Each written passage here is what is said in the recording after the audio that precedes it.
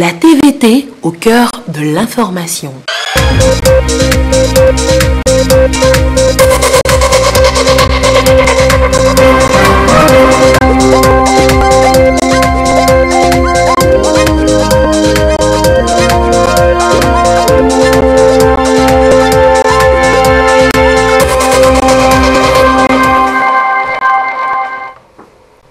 Bonsoir madame, bonsoir monsieur, merci de suivre ce journal. Voici d'abord les titres.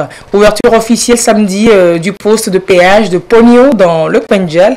Une cérémonie couplée du lancement de la collecte des perceptions des contribuables pour l'entretien routier. Les usagers de la route nationale 28 d'Apan, Pogno, frontière Burkina vont donc contribuer à l'entretien routier avec la coordination de la SAFER. Et puis avant-première du film Le Messager de la Lune à Lomé, hier samedi devant un public VIP. Ce film réalisé par Folie, Bazi et Sofa dévoile les conséquences dévastatrices de la polygamie dans les foyers, à découvrir en fin d'édition. Une nouvelle application technologique pour booster les activités des entreprises. Elle s'appelle Big Data. Elle fait déjà ses preuves. Elle a fait ses preuves dans plusieurs pays. Les chefs d'entreprise et hommes d'affaires peuvent l'expérimenter dans la gestion de leur structure pour avoir de meilleurs résultats. La présentation du Big Data et ses avantages avec Lucassi. Nouvelle technologie qui renferme un ensemble de techniques informatiques pour collecter et traiter les données relatives à une entreprise. Elle permet de disposer des informations utiles, des informations qui sont utilisées par les entrepreneurs pour optimiser leurs affaires et améliorer leur rendement. Avec le Big Data, les chefs d'entreprise et hommes d'affaires ont la possibilité d'avoir des informations nécessaires leur permettant de prendre des décisions intelligentes et adéquates pour booster leurs ventes et faire évoluer leur entreprise. Avec cette technologie, on peut arriver à détecter les différents groupes de clients qui viennent acheter. Il y a les hommes, il y a les femmes, il y a les plus âgés, les moins âgés, les jeunes. Et puis, ces clients, où est-ce qu'ils résident? Dans les villes, dans les banlieues, dans les villages. Alors, cette technologie permet de calculer avec précision cette probabilité. À supposer que vous connaissez le profil de vos clients. Okay? Vous prenez par exemple une femme résidant en ville, une jeune femme par exemple, okay, vient acheter des produits chez vous. Okay? Et cette technologie vous permet de calculer cette probabilité. Imaginez que la probabilité que ce client ayant ce profil donné vienne acheter est de 60%. Alors, la probabilité a été calculée sur 60% avec ce profil du client. Maintenant, un jour, un client qui arrive dans votre boutique ayant le même profil, okay, mais votre modèle vous dit qu'il y a 60% de chances qu'elle achète ce produit donné. Qu'est-ce que vous allez lui dire dans la boutique? Vous lui proposez exactement ce produit-là. Là, vous économisez en temps, en ressources et vous vendez plus. L'utilisation de cette technologie implique les statistiques et les modèles mathématiques permettant de faire des prévisions sur l'avenir en se basant sur des anciennes données ou actuelles. Les grands entrepreneurs, ils veulent comprendre si un événement s'est déjà produit dans le passé. Alors, quelles sont les chances qu'il se reproduise encore demain? Alors, si c'est un événement malheureux, est-ce qu'on peut influencer sur ça, okay, pour peut-être empêcher que ces événements malheureux ne se reproduisent plus? Alors, si c'est un événement heureux, alors on est content, mais est-ce qu'on peut doubler d'efforts pour pouvoir avoir plus d'événements heureux? Elle permet de stimuler la croissance. Quand il y a croissance dans une entreprise, prenons une seule entreprise, il y a croissance. Qu'est-ce que ça voudrait dire? Ça voudrait dire qu'il y a plus de demandes. Quand il y a plus de demandes, les entreprises sont obligées de créer plus d'emplois. Alors quand il y a plus d'emplois, les jeunes, les diplômés, ils ont du boulot. Le taux de chômage baisse et le taux de pauvreté aussi baisse. Les données collectées grâce à la technologie Big Data sont ensuite analysées par les experts pour établir des prévisions. Elle est conçue par la société qui est Analytic and Technology, spécialisée dans le business intelligence et le développement des applications mobiles et web.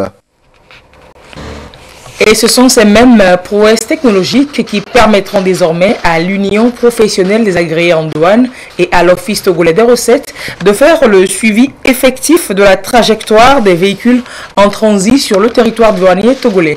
Le dispositif est dénommé ici MERIS.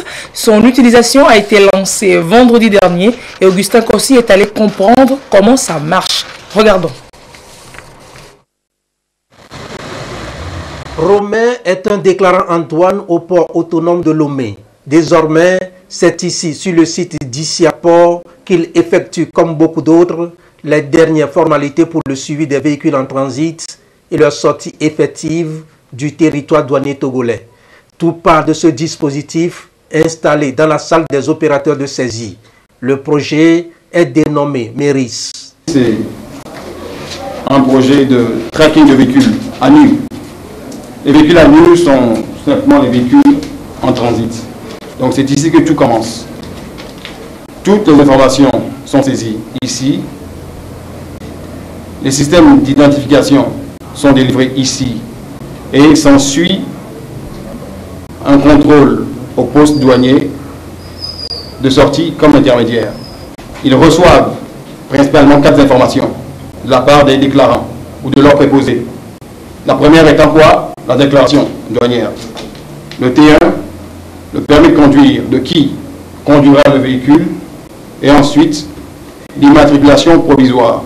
Cela leur permet d'avoir un itinéraire précis, détaillé, des informations en temps réel de où les véhicules ont quitté et d'où sont-ils passés et vers où iront-ils. Dès lors que la saisie est terminée, les agents apposent un code édité et une étiquette sur le pare-brise du véhicule à nu. Nous avons la double identification. Tout d'abord le QR code qui est pris, d'accord? S'ensuit le signal radio que nous prenons au travers de ce récepteur radio. Donc, dès que nous le prenons ici, le serveur, en fait, la douane, les autorités, l'agréé en douane en charge de ce véhicule, à quoi? À l'identifiant radio du véhicule. Nous avons ici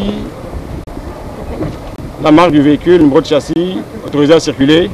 Et au niveau du serveur, nous savons exactement où se rend ce véhicule, ce qui nous permet de notifier à nos agents le long du trajet, l'itinéraire, que écoutez, ce véhicule viendra dans ce nombre d'heures. C'est un projet conçu et mis en œuvre avec l'accompagnement de l'OTR, un système de suivi qui permettra de mettre à la disposition de tous les acteurs de la chaîne des informations essentielles à chaque point de contrôle. Il est porté par l'Union professionnelle des agréés en douane Togo. Il s'est fait que depuis quelques années déjà, nous avons des contentieux énormes avec la douane sur le fait que beaucoup de véhicules déclarés en transit, on n'a pas pu constater leur sortie effective du territoire douanier. Pour les commissionnaires en douane agréés, c'est un outil qui va leur permettre de mieux suivre les véhicules qu'ils ont déclarés en transit afin de pouvoir justifier la bonne sortie de ces véhicules-là. Le commissaire des services généraux de l'OTR, Philippe Kokouchadier, a salué cette initiative qui, selon lui, reste un outil innovant dans la sécurisation des trafics. Il a pour vocation de faciliter le suivi des véhicules en transit tout en générant des recettes pour l'État. Et l'on reste sur la route. Le poste de péage de Pogno dans le Kwenjal est opérationnel depuis hier samedi.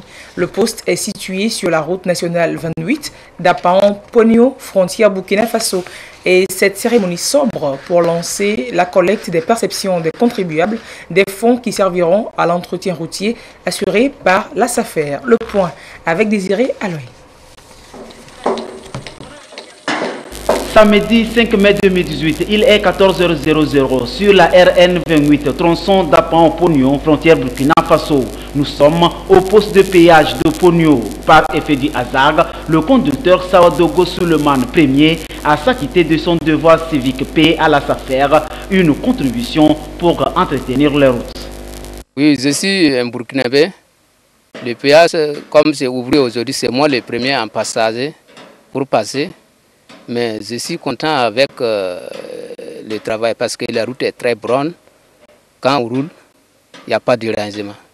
Avant, la route là, c'est pas facile. Mais maintenant, là, nous sommes contents avec ce travail-là. Tous les camarades chauffeurs, comme moi, n'a qu'à payer. C'est ça qui va donner l'argent à l'État pour aider la route. Je suis très fier de l'argent qu'on paie au péage. C'est ça que l'État prend ça pour nous arranger les routes. Je suis très fier pour nous tous les chauffeurs. Maintenant, nous sommes d'accord en Compenga. Officiellement, le poste de péage de Pogno est lancé par la SAFER, Société autonome de financement de l'entretien routier. Un poste de péage moderne qui répond aux standards internationaux. Nous assistons aujourd'hui au lancement de la perception des contributions des usagers sur le poste de péage de Pogno. Et en fait, l'État a fait un investissement pour faire une route, une très bonne route, qui va jusqu'à la frontière du Burkina.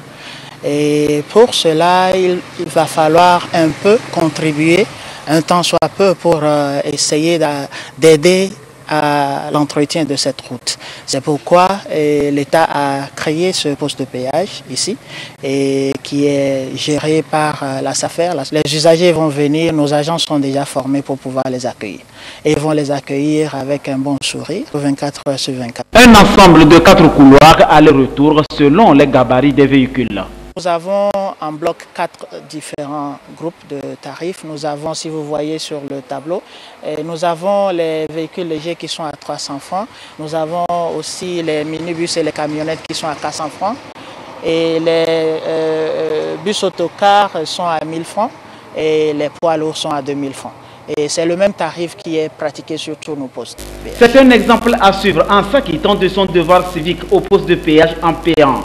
Une contribution qui permet à l'État d'entretenir les routes. Le poste de péage de Pogno est alimenté par une énergie photovoltaïque et une connexion de sûreté. Un château d'eau qui approvisionne l'infrastructure et ses environs. Un acte social. Non loin, un cafétéria qui sert de repos.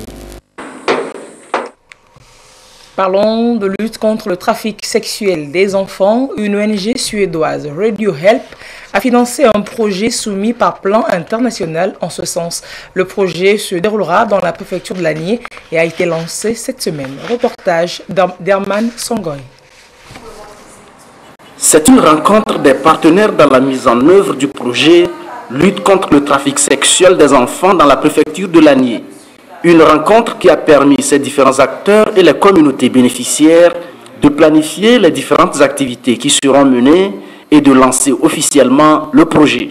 Il y a un phénomène par lequel les patronnes d'ateliers, les restaurateurs, les gens qui travaillent dans les auberges recrutent les filles qui travaillent avec eux. Et ces patrons, ou certains de ces patrons, ont l'habitude de placer ces filles aux clients qui arrivent, à certains clients qui arrivent, contre des rémunérations que eux ils empochent. Et donc nous voulons vraiment lutter contre ce phénomène et permettre à ces filles qui sont souvent victimes de ce phénomène à accéder à la justice. Aussi c'est la pauvreté qui amène ces filles à se laisser aller. Et nous voulons, par un autre volet que nous appelons autonomisation des filles, des femmes, mettre des groupes d'épargne en place pour les amener à se prendre en charge. Le projet est bienvenu. Bienvenu en ce sens que dans la localité, certains parents pensent que quand on a une fille, ça c'est de l'argent, ça, il faut l'exploiter. Ils envoient leur fille là au bon âge.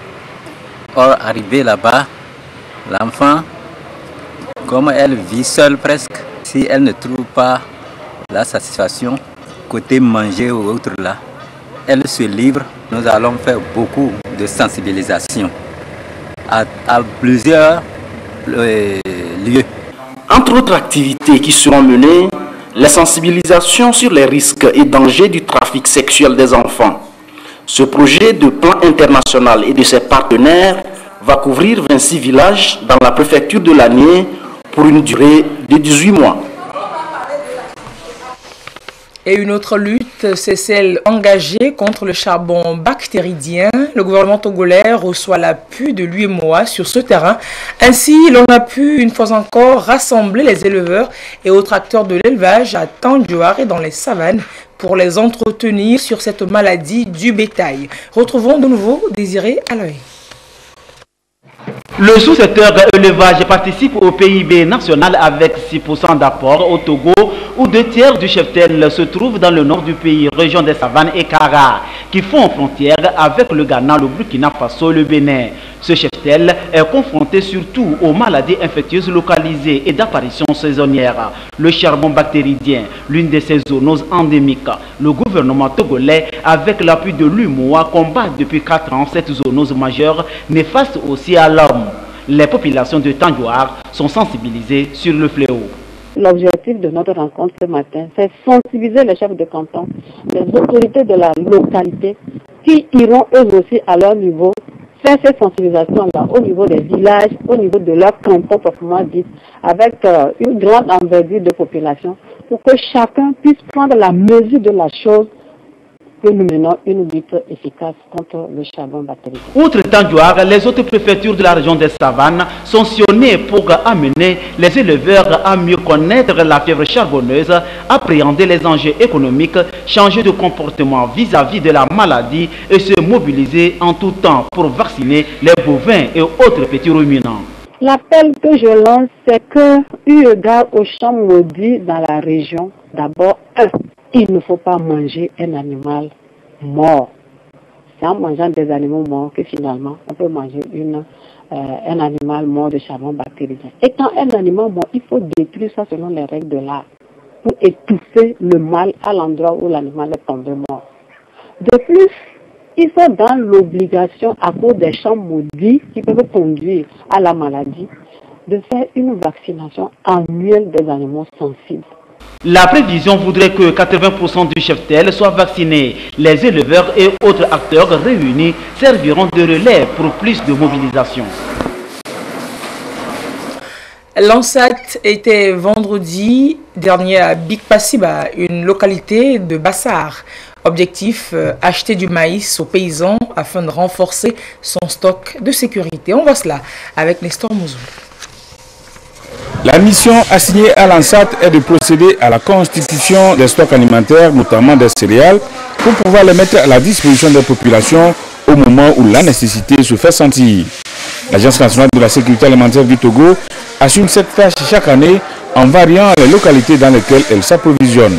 Cette opération d'achat du maïs blanc, l'ANSAT l'a menée à la zone d'aménagement agricole planifié ZAP de Big Passiba dans la préfecture de Bassar. Le gouvernement est sensible à tout ce qui touche nos paysans.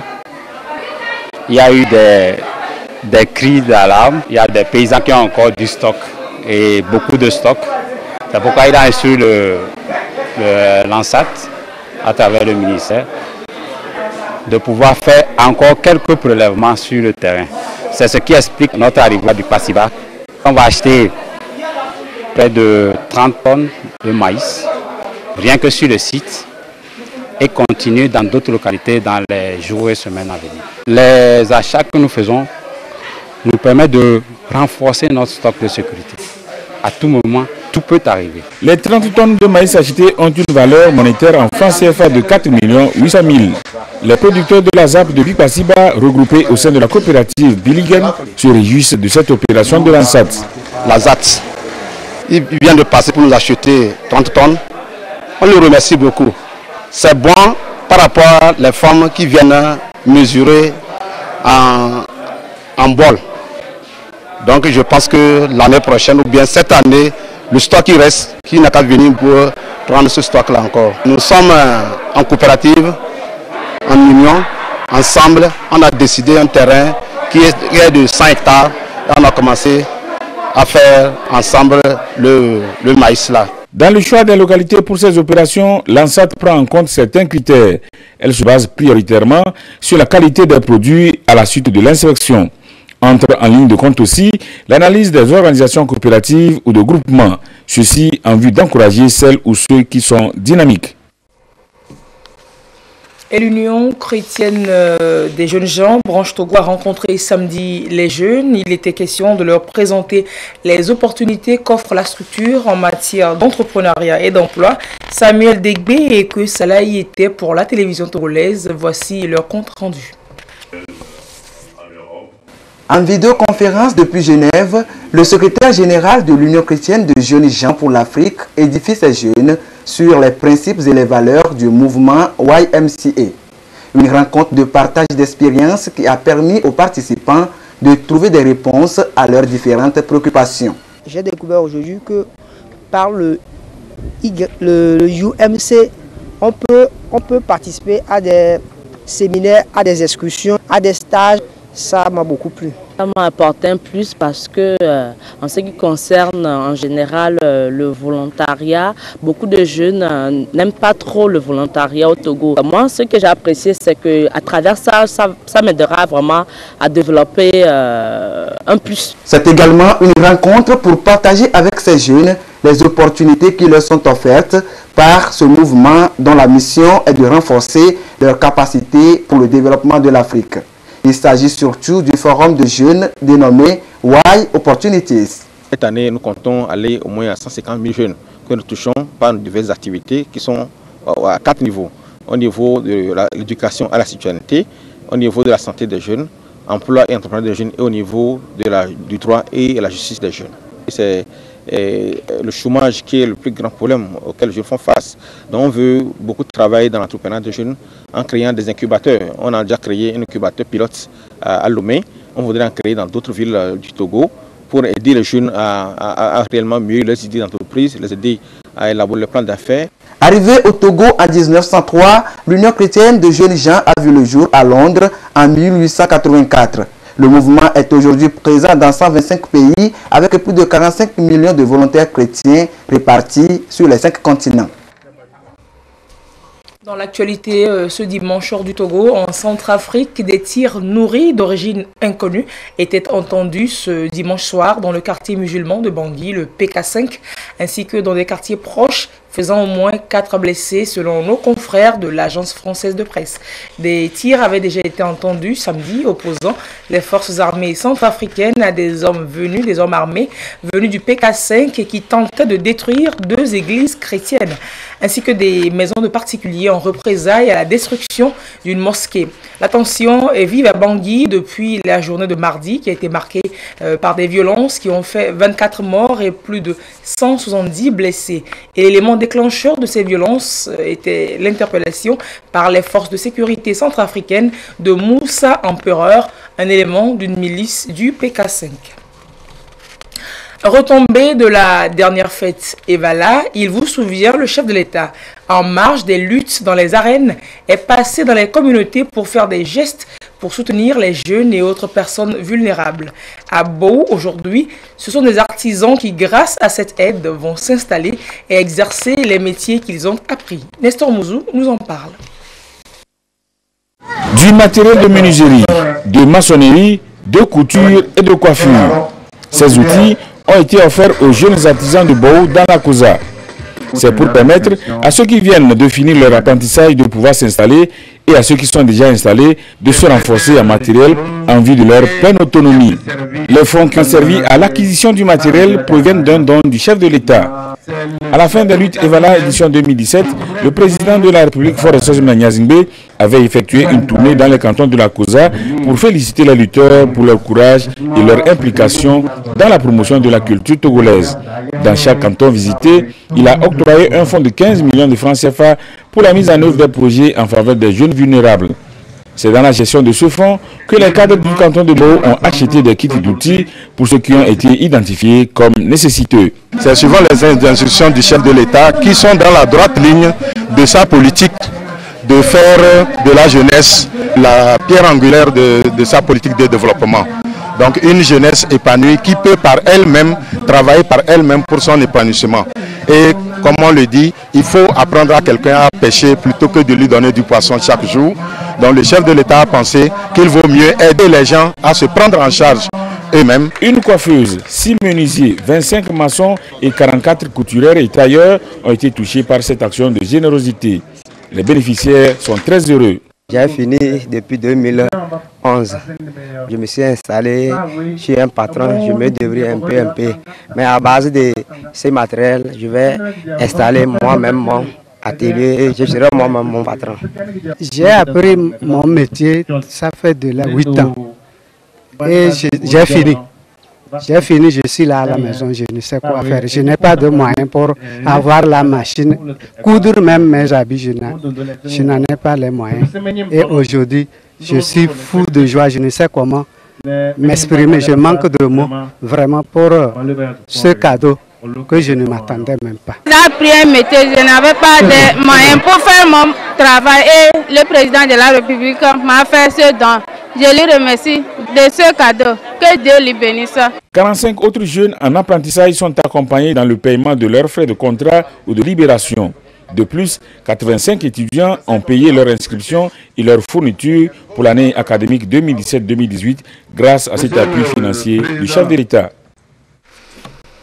Le mois sacré de Ramadan s'annonce déjà, il pointe à l'horizon. L'association des cadres musulmans du Togo lance pour la 3e année l'opération Ramadan pour tous, axée cette année sur la religion au service de l'humanité. Des détails avec Sandra Aziagbe et Ramdan Bassina. Débutera le mois de Ramadan, un mois durant lequel tous les musulmans du monde entier sont appelés à jeûner et prier. Le jeûne qui constitue le 4e pilier de l'islam. C'est justement pour préparer l'arrivée de ce mois et rappeler les préceptes qui le sous-tendent que l'association des cadres musulmans du Togo, section Golfe, organise cette activité. Ce Ramadan, c'est une période très très spéciale. Les gens se demandent pourquoi les gens jeûnent. Il y en a qui ne le savent pas. Et comment nous jeûnons. Et qu'est-ce que nous pouvons faire à l'endroit de tous les hommes. Ramadan pour tous, c'est donner l'occasion à tout le monde de connaître ce que c'est que l'islam, ce que l'islam peut faire à tout le monde. Ramadan pour tous, porte ouverte sur l'islam, occasion de montrer les vraies valeurs de la religion islamique au service de l'humanité. Cette 3e édition aura lieu du 19 au 20 mai à la Maison du Hadj. Au menu des activités, conférences, expositions et dîners de bienfaisance. Alors, culture, pour finir cette édition, je vous l'annonçais en titre. Un public VIP était convié hier samedi à l'avant-première du film Les Messagers de la Lune. Comblé et satisfait était-il à la fin de la projection. La réalisation est signée de Foli Bazi Essofa, le chef des programmes de la télévision togolaise, qui dénude la polygamie et ses conséquences dévastatrices dans nos communautés. Aïcha Ziebrou et Ramdan Bassina étaient à la soirée. Voici leur compte-rendu. Le Messager de la Lune, un film du réalisateur togolais Foli Bazi Essofa, un chef-d'œuvre, un coup de maître dans l'univers cinématographique du pays, une démarche empreinte de réalisme pour relater le vécu d'un foyer polygame, foyer où l'amour rime avec manigance, jalousie, force occulte et surtout les lourdeurs de la tradition. C'est un film diffusé ici en avant-première, riche en émotions. Le réalisateur justifie le choix du thème. J'ai voulu lancer un appel à la famille, ce que nous appelons la famille, pour que la famille ne démissionne pas. Aujourd'hui, on a l'impression que la famille a démissionné. Le foyer se casse trop facilement.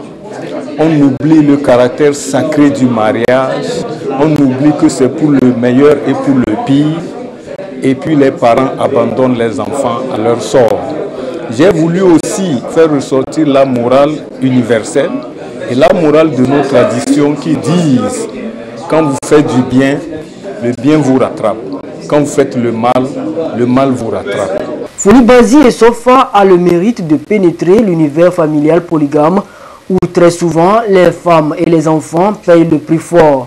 Ce qui a touché le cinéphile venu à cette avant-première. C'est un film passionnant, avec des thématiques d'actualité, des sujets qui amènent à réfléchir sur la société, sur nos comportements. Ouais, j'ai été beaucoup impressionnée, ça m'a plu et j'encourage beaucoup le cinéma togolais. Et M. Foli Bazi, chapeau à lui, on a beaucoup aimé. Tout ce qu'on fait dans la vie aujourd'hui, on doit penser à demain. Un bienfait n'est jamais perdu. Arriver à sortir un film comme ça, je crois que ça mérite beaucoup de félicitations. Ça fait un film et nous espérons de beaux jours pour le cinéma togolais. Les chiffres à retenir de ce film, Le Messager de la Lune, 3 mois de tournage, 3 heures d'horloge pour un budget de plus de 15 millions de francs CFA. C'est dire que le cinéma togolais a pris un nouvel élan. Je veux profiter sincèrement à travers cet écran pour dire merci aux personnes et aux institutions qui ont accepté de me donner un coup de main. Foli Bazié Sofa, homme de médias, chef de programme à la télévision togolaise. Il donne rendez-vous au grand public le week-end de Ramadan au Palais des Congrès de Lomé.